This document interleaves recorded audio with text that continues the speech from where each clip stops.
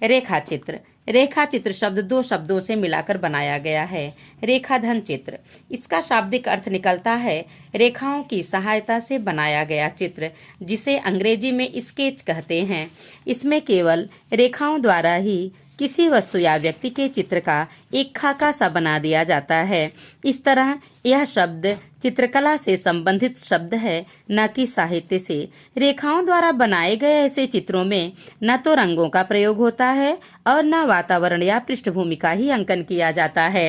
इस तरह यह शब्द चित्रकला से संबंधित होते हुए भी सरल रेखाओं द्वारा व्यक्ति वस्तु का अत्यंत भावपूर्ण चित्र प्रस्तुत करके उसके व्यक्तित्व का एक प्रतीक बन जाता है। सरलता और संक्षिप्तता ऐसे चित्रों की प्रधान विशेषताएं और गुण होते हैं। इसी प्रकार जब रेखाओं के स्थान पर सरल और संक्षिप्त शब्दों की सहायता से किसी वस्तु या व्यक्ति के व्यक्तित्व का अंकन किया जाता है तो साहित्यिक भाषा में उसे रेखाचित्र कहने लगते हैं।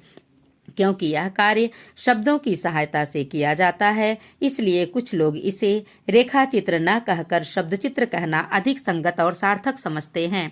अंग्रेजी में ऐसे चित्रों या वर्णनों को स्केच ही कहते हैं, जिनमें रेखाओं अथवा शब्दों द्वारा किसी के व्यक्तित्व का संक्षिप्त चित्रण किया गया हो, और हिंदी में स्केच का पर्यायवाची शब्द रेखा चित्र ही गृहीत किया गया है। इसी कारण हिंदी में भी यह शब्द इन्हीं दोनों अर्थों के लिए रूढ़ बन गया है। वस्तुतः रेखा चित्र शब्द व्यक्तित्व के प्रकाशन की जो व्यंजना देता है वह शब्द चित्र शब्द नहीं दे पाता। रेखा चित्र शब्द नाटक के शब्द के समान ही विशिष्ट अर्थ गर्भित माना जा सकता है। हिंदी के अनेक विद्वानों ने शब्द चित्र के स्थान पर रेखा चित्र को ही अधिक उपयुक्त, संगत तथा सार्थक मानते हुए उसकी परिभाषा निश्चित करने का प्रयत्न किया है, परंतु डॉक्टर भगीरथ मिश्र ने इन दोनों शब्दों को मान्यता प्रदान करते हुए कहा है कि अपने संपर्क में आए किसी विलक्षण व्यक्तित्व अथवा संवेदना को जगाने वाले सामान्य विशेषताओं से युक्त किसी प्रतिनिधि चरित्र के मर्मस्पर्शी स्वरूप को देखी सुनी या संकलित घटनाओं की पृष्ठभूमि में इस प्रकार उभार कर रखना कि उसका हमारे हृदय में एक निश्चित प्रभाव अंकित हो जाए, रेखा चित्र या शब्द चित्र कहलाता है। डॉक्टर नगेंद्र के अनुसार रेखा चित्र उसे कहते हैं जिसमें रेखाएं हों, पर मूर्त रूप अर्थात उतार चढ़ाव, दूसरे शब्दों में कथानक का उतार चढ़ाव आदि न हो, तथ्य का उद्घाटन मात्र हो। डॉक्टर बच्चन सिंह व्यक्तित्व की बाह्य रेखाओं द्वारा अंकित शब्द चित्र को ही रेखा चित्र मानते हैं। उनके अनुसार रेखा चित्र में व्यक्ति के मनोवैज्ञानिक विश्लेषण की गहराइयों में न उतरकर उसके चरित्र की बाह्य रेखाओं को ही उभारा जाता है। रेखा चित्र में व्यक्ति के जीवन की पूरी या आंशिक कहानी न रहते हुए भी उसके जीवन की विभिन्न घटनाओं के माध्यम से उसके व्यक्तित्व अर्थात स्वभाव और चरित्र का अंकन किया जाता है। इस प्रकार रेखा चित्र में कहानी, संस्मरण, जीवनी आदि अन्य साहित्यिक विधाओं की अनेक विशेषताओं का समावेश हो जाता है। इसमें कहानी के से चरम विकास की उत्सुकता तो नहीं रहती, परंतु संस्मरण की सी आत्मीयता का समावेश अवश्य रहता है। अतः रेखा चित्र को इस प्रकार परिभाषित किया जा सकता है। रेखा चित्र उस साहित्यिक रचना को कहते हैं जिसमें किसी सामान्य या असाधारण व्यक्ति के मर्मस्पर्शी चरित्र की बाह्य रेखाओं को उसके जीवन से संबंधित विभिन्न संक्षिप्त घटनाओं के माध्यम से प्रभावशाली ढंग से अंकित किया जाए, तथा जिसमें कहानी के समान घटनाओं का उतार चढ़ाव न होकर तथ्य कथन मात्र हो। रेखाचित्र का कार्य केवल इतना ही है कि वह वर्णित वस्तु या व्यक्ति के रूप, सौंदर्य तथा उसकी विभिन्न परिस्थितियों में की गई चेष्टाओं द्वारा उसके अंतर्गत बाह्य चरित्र का प्रभावशाली और संवेदनशील चरित्र अंकित कर दे। हम किसी भी व्यक्ति या वस्तु की किसी भी विशेषताओं से प्रभावित होकर उसके प्रति आकर्षित होते हैं। ये विशेषताएं कुछ ही ऐसी होती हैं जो सामान्यतः सभी में नहीं पाई जाती। इन विशेषताओं के कारण ही हम उस व्यक्ति या वस्तु से अधिक प्रभावित होते हैं। यह प्रभाव उसके प्रति हमारे मन में एक रागात्मक संबंध का भाव उत्पन्न कर देता है। उसी से प्रेरित होकर हम संक्षेप में जब उसका वर्णन करने लगते हैं, उस वर्णन में जब साहित्यिक स्पर्श उत्पन्न हो जाता है तो हम उसे रेखाचित्र कहने लगते हैं। इससे हमारे सामने रेखाचित्र के दो प्रमुख तत्व स्पष्ट होते हैं। पहला वास्तविकता और दूसरा वर्ण विषय के प्रति लेखक का घनिष्ठ रागात्मक संबंध। इन दो तत्वों का उद्घाटन करने वाले हिंदी के दो प्रसिद्ध रेखा चित्रकारों के वक्तव्य प्रस्तुत कर हम अपनी बात को अधिक स्पष्ट करने का प्रयत्न करेंगे। महादेव वर्मा ने अपने रेखा चित्र संग्रह अतीत के चलचित्र की भूमिका में वास्तविकता तत्व का उद्घाटन करते हुए लिखा है, इन स्मृति चित्रों में मेरा जीवन भी आ गया। यह स्वाभाविक भी था। अंधेरे की वस्तुओं को हम अपने प्रकाश की धुंधली या उजली परिधि में लाकर ही देख पाते हैं, उसके बाहर तो वे अनंत अंधकार के अंश हैं। मेरे जीवन की परिधि के भीतर खड़े होकर चरित्र जैसा परिचय दे पाते हैं, वह बाहर रूपांतरित हो जाएगा। फिर जिस परिचय के लिए कहानीकार अपने कल्पित पात्रों को वास्तविकता से सजाकर निकट लाता है, उसी परिचय के लिए मैं अपने पथ के साथियों को कल्पना का परिधान पहनाकर दूरी की सृष्टि क्यों करती? परंतु मेरा निकटता जनित आत्मविज्ञापन उस राख से अधिक महत्व नहीं रखता जो आग को बहुत समय तक सजीव रखने के लिए ही अंगारों को घेरे रहती है। जो इसके पार नहीं देख सकता, वह इन चित्रों के हृदय तक नहीं पहुंच सकता। हिंदी के दूसरे प्रसिद्ध रेखा चित्रकार स्वर्गीय रामवृक्ष बेनीपुरी जी ने अपने रेखा चित्र संग्रह माटी की मूर्तें की भूमिका में लिखा था, हजारीबाग की सेंट्रल जेल के एकांत जीवन में अचानक मेरे गांव और मेरे ननिहाल के कुछ ऐसे लोगों की मूर्तें मेरी आंखों के सामने आकर नाचने और मेरी कलम से चित्रण की याचना करने लगी। उनकी इस याचना में कुछ ऐसा जोर था कि अंततः यह माटी की मूर्तें तैयार होकर रहीं। दोनों उदाहरणों से दो तथ्य प्रकट होते हैं। पहला, रेखा चित्र काल्पनिक न होकर वास्तविक यथार्थ वस्तु या व्यक्ति तथा उससे संबंधित घटनाओं पर आधारित रहता है। दूसरा, वर्ण विषय के प्रति लेखक का किसी न किसी प्रकार का घनिष्ठ वैयक्तिक रागात्मक संबंध भी होता है। सामान्यतः रेखा चित्र भूत या वर्तमान से संबंधित वर्ण विषयों के ही लिखे जाते हैं, परंतु यदि हमारे ज्ञात मन में भविष्य का कोई स्वप्न बहुत स्पष्ट हो गया हो तो भी हम दोनों किसी न किसी प्रकार, यदि हमारे रेखा चित्र काल्पनिक न होकर वास्तविक और यथार्थ वस्तु या व्यक्ति उनसे संबंधित घटनाओं पर आधारित रहता है। दूसरा, वर्ण विषय के प्रति लेखक का किसी न किसी प्रकार का घनिष्ठ वैयक्तिक रागात्मक संबंध भी होता है। सामान्यतः रेखा चित्र भूत या वर्तमान से संबंधित वर्ण विषयों के ही लिखे जाते हैं, परंतु यदि हमारे ज्ञात मन में भविष्य का कोई स्वप्न बहुत स्पष्ट हो तो उसका रेखांकन भी संभव है। परंतु हिंदी में भविष्य से संबंधित एकाध रेखा चित्र ही लिखे गए हैं। उपर्युक्त दो प्रमुख तत्वों के अतिरिक्त रेखा चित्र का एक और तीसरा तत्व माना जा सकता है गीत की सी एक लयता। गीत के समान रेखा चित्र में एक ही विषय के प्रति पूर्ण एकाग्रता और तन्मयता रहती है। रेखा चित्रकार किसी एक ही वस्तु या व्यक्ति को अपना एकांत लक्ष्य बना पूर्ण संवेदनशीलता के साथ उसी की चारित्रिक रेखाओं को अंकित करने में दत्तचित्त बना रहता है। वह घटनाओं और परिस्थितियों का उतनी ही मात्रा में अंकन करता है जिससे वह उसकी चारित्रिक रेखाओं को उभारने में सहायता प्रदान कर सके। केवल सुनी सुनाई बातों के आधार पर किसी भी का भी रेखा चित्र नहीं बनाया जा सकता। संबंधित व्यक्ति या वस्तु के साथ हमारा घनिष्ठ रागात्मक संबंध होना नितांत अनिवार्य है। रेखा चित्र का मूल उद्देश्य किसी व्यक्ति या वस्तु की चारित्रिक रेखाओं तथा विशिष्टताओं का अंकन कर उसके चरित्र और रूप का एक संक्षिप्त और प्रभावशाली रूप प्रस्तुत करना होता है। लेखक ऐसा करने में तभी समर्थ हो सकता है जब उसने अपने वर्ण विषय का अत्यंत नजदीक से सूक्ष्म और गहरा अध्ययन किया हो, उसके चरित्र की एक एक विशेषता और कोण को गहराई से देखा और अनुभव किया हो। इसके लिए सूक्ष्म और गहन निरीक्षण शक्ति, संवेदनशीलता और अपनी बात को संक्षेप में कौशल के साथ कह देने की क्षमता अपेक्षित है। रेखा चित्र में किसी व्यक्ति की चारित्रिक विशिष्टताओं का उद्घाटन दो प्रकार से होता है, उसकी वेशभूषा, चाल ढाल और रूपरेखा का वर्णन। दूसरा, भावावेगपूर्ण क्षणों में उसकी मुद्राओं, चेष्टाओं आदि द्वारा व्यक्त होने वाली प्रतिक्रियाओं के अंकन द्वारा। इन दोनों को मिलाकर उस व्यक्ति का पूरा चरित्र स्पष्ट हो जाता है। ये दोनों ही बातें व्यक्ति के चरित्र का उद्घाटन करने वाली होती हैं। पहली बात का वर्णन तो प्रत्येक व्यक्ति पर पड़ता है, परंतु दूसरी बात का भावावेगमय क्षणों में उसकी मुद्रा, भाव, भंगी आदि के द्वारा व्यक्त होने वाली प्रतिक्रिया का वर्णन वही संवेदनशील कलाकार कर सकता है जिसने ऐसे क्षणों में उस व्यक्ति को बहुत नजदीक से देखा और उसका अध्ययन किया हो। ऐसा ही कलाकार पाठकों में व्यक्ति के प्रति भावाकुल संवेदना जागृत करने में सफल होता है, और ऐसा करने के लिए वह जिस शैली को अपनाता है उसे चित्रात्मक शैली कहते हैं।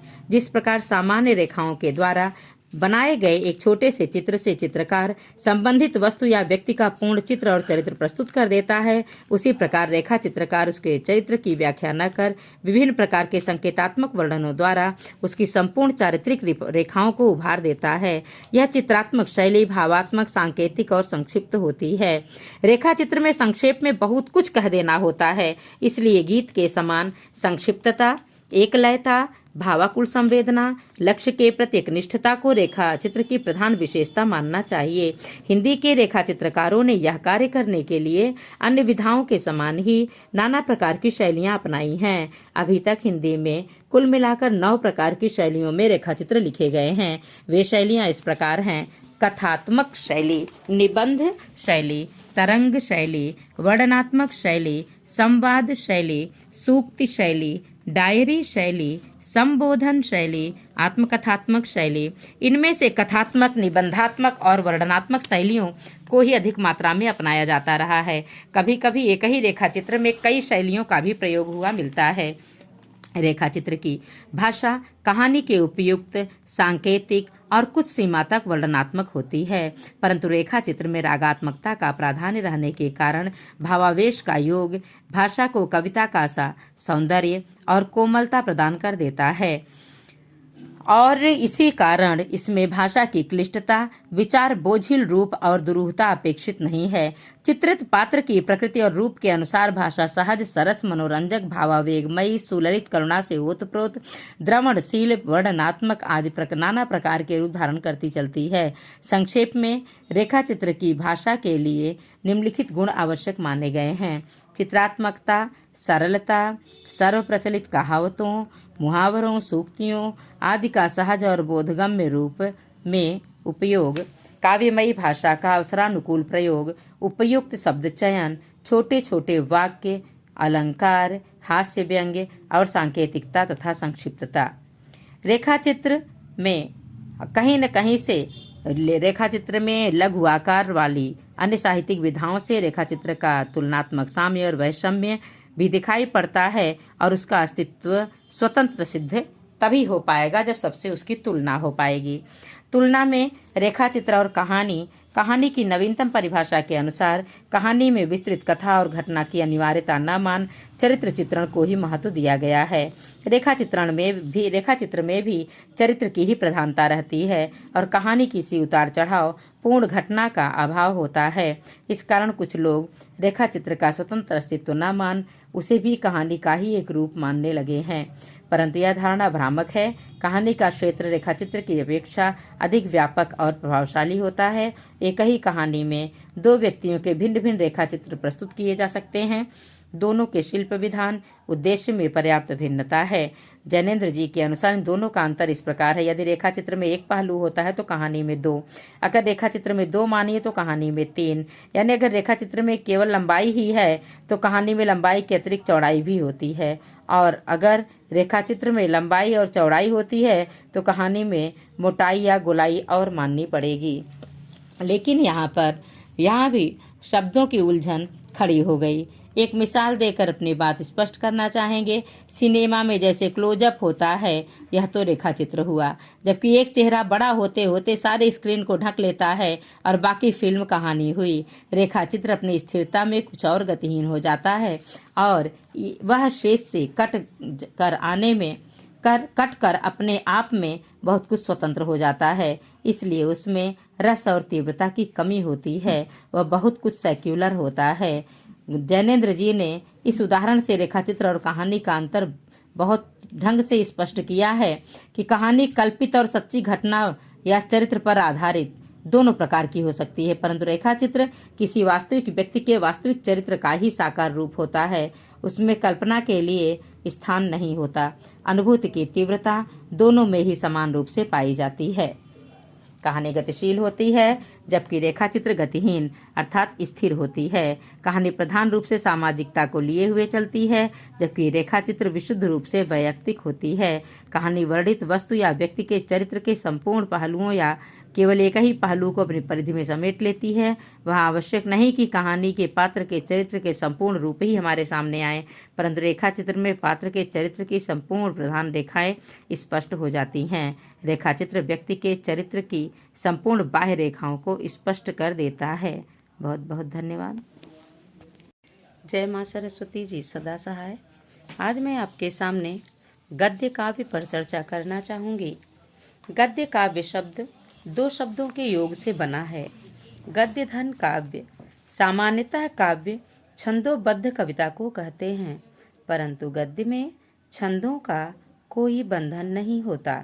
इसलिए जब गद्य में छंद को छोड़कर कविता की अन्य सारी विशेषताओं और तत्वों से समन्वित ऐसी रचना लिखी जाती है जिसमें कविता जैसी संवेदनशीलता और रसात्मकता होती है, तो उसे गद्य काव्य अर्थात गद्य में लिखी हुई कविता कहते हैं। कुछ लोगों ने गद्य काव्य की रचनाओं को भावात्मक निबंध माना है, परंतु इन दोनों में परस्पर पर्याप्त भिन्नता मिलती है। बाबू गुलाब राय ने इसी भिन्नता को स्पष्ट करते हुए लिखा है, दोनों में भावना का प्राधान्य तो अवश्य है, किंतु भावात्मक निबंधों की अपेक्षा गद्य काव्य में कुछ वैयक्तिकता और एक तथ्यता अधिक होती है। उसमें एक ही केंद्रीय भावना का प्राधान्य होने के कारण वह निबंध की अपेक्षा आकार में छोटा होता है और उसमें अन्विति भी कुछ अधिक होती है। निबंधकार विचार श्रृंखला के सहारे इधर उधर भटक भी सकता है, किंतु गद्य काव्य एक निश्चित ध्येय की ओर जाता है। इधर उधर विचरण की गुंजाइश नहीं। वस्तुतः गद्य काव्य में भाव और अनुभूति की इतनी सघनता होती है कि उसे निबंध का सा सुशृंखलित, सुविचारित और सुसंगठित रूप नहीं प्रदान किया जा सकता। गद्य काव्य सुललित गद्य लिखने की एक ऐसी शैली है जिसके माध्यम से भावुकतापूर्ण क्षणों में उदय होने वाली विभिन्न भावनाओं और विचारों को कवित्वपूर्ण ढंग से व्यक्त किया जाता है। उसमें एक कविता की सी एक तानता रहती है। दरअसल हिंदी की पूर्ण मौलिक विधा है गद्य विधा। हिंदी गद्य की लगभग सभी विधाएं पाश्चात्य साहित्य से गहरे रूप से प्रभावित हैं। कुछ ने यह प्रभाव सीधे अंग्रेजी साहित्य से ग्रहण किया है और कुछ बंगला साहित्य से प्रभावित रही हैं, परंतु गद्य काव्य ही हिंदी गद्य की एकमात्र ऐसी विधा है जिस पर संस्कृत का थोड़ा सा प्रभाव माना जा सकता है, अन्यथा वह पूर्ण रूपेण मौलिक विधा है। संस्कृत में गद्य काव्य शब्द का प्रयोग कथा और आख्यायिका के लिए होता था।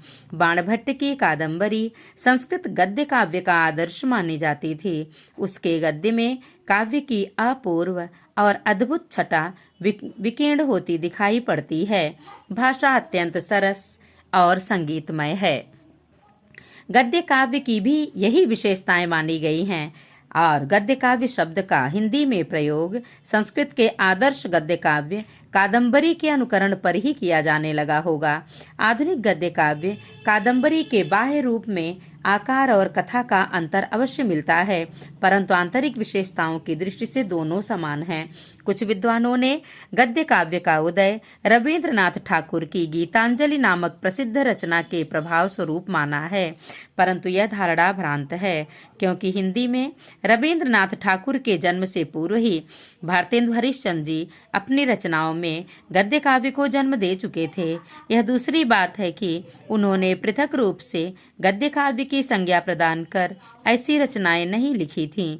इस संबंध में गद्य काव्य पर शोध करने वाले प्रसिद्ध विद्वान डॉक्टर कमलेश का मत द्रष्टव्य है। वह लिखते हैं, हिंदी गद्य में भारतेंदु द्वारा जिस भावुकता का समावेश किया गया था और जिसने उनकी कृतियों में, चाहे वे नाटक हों या समर्पण, चाहे निबंध हों या उनके द्वारा संपादित पत्रों की टिप्पणियां, कवित्व का समावेश किया।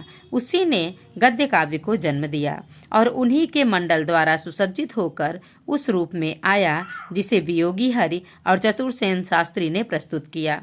यद्यपि भारतेंदु के समय में ऐसी रचनाओं को गद्य काव्य नहीं कहा गया था, परंतु हिंदी का परवर्ती गद्य काव्य भारतेंदु से गहरे रूप से प्रभावित रहा है। इसी कारण गद्य काव्य को हिंदी की मौलिक विधा माना जाता है। हिंदी के अनेक विद्वानों ने गद्य काव्य का विवेचन करते हुए उसकी विशिष्टताओं का उद्घाटन किया है और उसकी परिभाषा निश्चित की है। पहले हम उन विद्वानों के मत उद्धृत करें तो शायद गद्य काव्य कुछ स्पष्ट हो जाए। राय कृष्णदास जी कहते हैं कि किसी भी रमणीय रचना को काव्य या कविता माना जा सकता है और गद्य में लिखी कवित्वपूर्ण रचना को गद्य गीत या गद्य काव्य कहते हैं। वियोगी हरि के अनुसार गद्य काव्य की परिभाषा मेरी दृष्टि में वही है जो पद्य काव्य की है। मैं दोनों में कोई अंतर नहीं देखता। छंद में रसात्मक भावों को बांधा जाए या स्वतंत्र रहने दिया जाए, कोई अंतर नहीं पड़ता। हाँ, संगीत अपने स्वरूप में दोनों ही प्रकारों में रहना चाहिए। बालकृष्ण बलदुआ के अनुसार गीत छोटा और एक ही रस में सराबोर होता है। विचारधारा का वातावरण भी एक ही रहता है और उसमें अनुभूति की निजी अनुभूति लहराया करती है। कवि की गीत में अनेकता के लिए स्थान नहीं, उसमें एक की तल्लीनता रहती है और तल्लीनावस्था में शब्द संकेत भरा करते हैं। उन्हें रुकने का, व्याख्या करने का समय नहीं मिलता। वे एक पर एक आते चले जाते हैं। जिस कथा विहीन गद्य में उपर्युक्त गुण हो वह गद्य काव्य है। प्रसिद्ध गद्य काव्य लेखिका दिनेश नंदिनी डालमिया गद्य काव्य की विशेषता का उद्घाटन करती हुई कहती हैं, गद्य काव्य के लिए शब्दों का सुचारू चयन बहुत आवश्यक है, क्योंकि इसके बिना वह बिल्कुल रस शून्य या और सूखा प्रतीत होगा। रंगीन भाषा के अभाव में गद्य काव्य की रचना असंभव है। उपर्युक्त गद्यकारों के अतिरिक्त डॉक्टर हजारी प्रसाद द्विवेदी, डॉक्टर राम कुमार वर्मा, सदगुरु शरण अवस्थी आदि ने भी गद्य काव्य की परिभाषाएं निश्चित करने का प्रयत्न किया है, परंतु हमें महादेवी वर्मा द्वारा दी गई गद्य काव्य की व्याख्या सर्वांगपूर्ण और सुंदर लगती है। वह क्या कहती हैं कि पद्य का भाव उसके संगीत की ओट में छिप जाए, परंतु गद्य के पास उसे छिपाने के साधन कम हैं। रजनीगंधा की शुद्र छिपी हुई, चुपचाप छिपी हुई कलियों के समान एकाएक खिलकर जब हमारे नित्य परिचय के कारण शब्द हृदय को भाव सौरभ से सराबोर कर देते हैं, तब हम चौंक उठते हैं। इसी में गद्य काव्य का सौंदर्य निहित है। इसके अतिरिक्त गद्य की भाषा बंधनहीनता में बद्ध, चित्रमय, परिचित और स्वाभाविक होने पर भी हृदय को छूने में असमर्थ हो सकती है। कारण हम कवित्वमय गद्य को अपने उस प्रिय मित्र के समान पढ़ना चाहते हैं जिसकी भाषा, बोलने के ढंग विशेष और विचारों से हम पहले से ही परिचित होंगे। गद्य काव्य छंदहीन होता है, इसी कारण उसे कविता नहीं माना गया है। इसके अतिरिक्त उसमें गीति काव्य की संपूर्ण विशेषताएं यथावत मिल जाती हैं, जैसे साधना की प्रधानता, लघु आकार, पद्य की सी आत्मा, सरस और संगीतमय भाषा, कल्पना, भावुकता और रसात्मकता का प्राचुर्य आदि। इन लक्षणों और विशेषताओं के आधार पर गद्य काव्य को काव्य का ही एक ऐसा रूप मानना चाहिए जो गद्य में लिखा जाता है। अतः संक्षेप में गद्य काव्य की निम्नलिखित विशेषताएं कही जा सकती हैं। अभिव्यक्ति का माध्यम गद्य, भावना, कल्पना और रसात्मकता का प्राधान्य, विचार तत्व का अप्राधान्य, छंदहीनता, इतिवृत्तहीनता, संगीत की झंकार उत्पन्न करने वाली रंगीन, सुरुचिपूर्ण कोमल भाषा और भावमग्न करने की पूर्ण क्षमता। इनके आधार पर गद्य काव्य को एक परिभाषा में बांधा जा सकता है कि गद्य काव्य साहित्य की उस विधा को कहते हैं जिसमें गद्य के माध्यम से लय युक्त संगीत की झंकार उत्पन्न करने वाली कोमल प्राण भाषा द्वारा छंद बंधन, इतिवृत्त और विचारों का मोह त्याग, कल्पना प्रधान अनुभूति को अभिव्यक्त किया गया हो। गद्य काव्य और गद्य गीत की तुलना करते समय गद्य काव्य के दोनों रूपों में हम थोड़ी सी चर्चा करेंगे। गद्य काव्य और गद्य गीत, इन दोनों में प्रधान अंतर यह है कि गद्य काव्य में कल्पना की प्रधानता रहने के कारण अनेक भावों और रसों की अवतारणा की जा सकती है तथा गद्य गीत में एक ही भाव की अभिव्यक्ति होती है और भावावेश का उपकरण प्रधान होता है। गद्य गीत के आवश्यक साधन भावावेश, अनुभूति की गहनता और अभिव्यंजन कौशल होते हैं। डॉक्टर कमलेश ने इन दोनों के अंतर को स्पष्ट करते हुए लिखा है कि गद्य काव्य आकार में बड़े, भाव संपत्ति में विशाल, कल्पना वैभव में संपन्न और अलंकृत शैली में सज्जित होते हैं, जबकि गद्य गीत अत्यंत लघु, यहाँ तक कि 2-2, 4-4 पंक्तियों में अपने को समेट लेने वाले, एक भाव, एक वृत्ति, एक विचार, एक वातावरण में खिल उठने वाले, अभिव्यक्ति की सरलता और गति लय युक्त शब्द विन्यास का आधार लेकर चलने वाले होते हैं। इनमें कहीं कहीं पंक्तियों का ऐसा विन्यास भी होता है कि वे पद्य गीतों की होड़ करते से जान पड़ते हैं।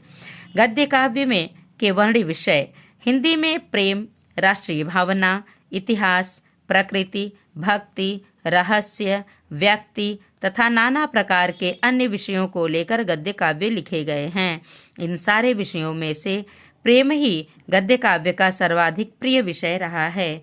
इसमें प्रेम के दोनों रूप, आध्यात्मिक और लौकिक तथा सार्वजनिक और वैयक्तिक, अंकित हुए हैं।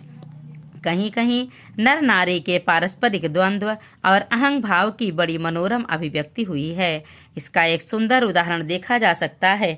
व्यक्तिवादी अज्ञेय अपने पुरुष दंभ का प्रकाशन करते हुए लिखते हैं, मैं विजयी हूँ, मैंने तुम्हारे भूत वर्तमान भविष्य को जीत लिया है, तुम्हारी इस शरीर रूपी दिव्य विभूति पर अधिकार कर लिया है। पुरुष अज्ञेय की नारी को लेकर की गई इस दर्पोक्ति में मानो उत्तर देती हुई दिनेश नंदिनी डालमिया लिखती हैं, मैं फूलों बिछे मार्ग पर गिन गिन कर ताल से कदम रखने वाली ऐश्वर्य रानी हूँ और तुम मेरी स्वर्ण पादुका के नीचे पिसकर धूल बन जाने वाले तुच्छ रजकण। इनके अतिरिक्त देशभक्ति, प्राकृतिक सौंदर्य, पुनीत प्रेम भावना आदि को सरस और प्रांजल अभिव्यक्ति प्रदान करने वाले गद्य गीतों से हिंदी का साहित्य भरा पड़ा है। भाषा शैली के विविध रूप। भाषा शैली की दृष्टि से हिंदी गद्य काव्य में प्रयुक्त हुई भाषा के 3 रूप मिलते हैं: संस्कृत मिश्रित, अरबी फारसी मिश्रित और सरल बोलचाल की भाषा।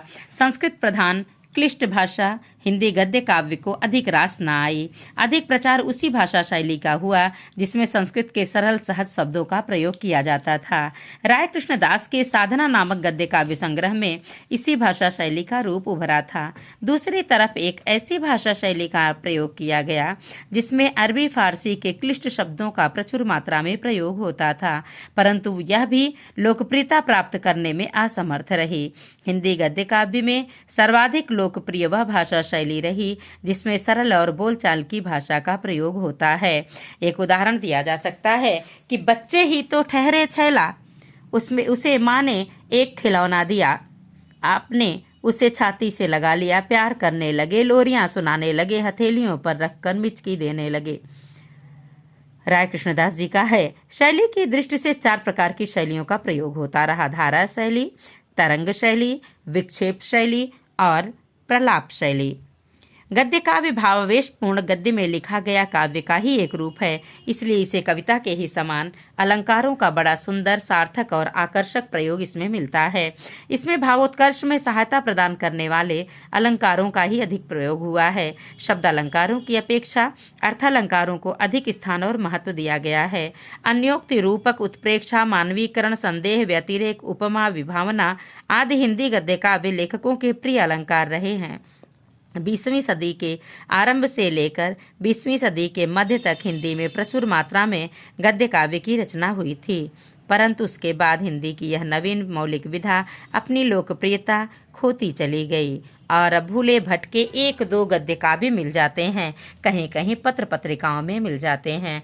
हिंदी में कुल मिलाकर लगभग 100 गद्य काव्य संग्रह प्रकाशित हुए होंगे। उसके बाद धीरे धीरे लगभग यह विधा समाप्त प्राय